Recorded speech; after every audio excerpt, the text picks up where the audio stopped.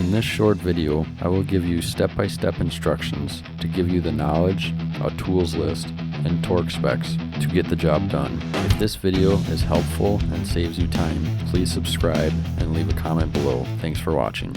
In this video, I'll be showing you how to remove an air filter from a 2016 Chevy Malibu. These are the other vehicles this video will work for. To get started, open the hood, locate the air box on the passenger side, remove the mass airflow sensor wire by pushing up on this red tab, then push in on the smaller black tab, then pull the connector apart. Then use a 5/16 nut driver and loosen up this hose clamp. Then using a Phillips screwdriver, loosen up these 6 screws. These screws won't come out because they're made to stay in the cover. Then use a trim tool to remove the mass airflow sensor wire off the cover. Then place the wire up out of your way. Now you can remove the cover. Now you have access to remove the filter.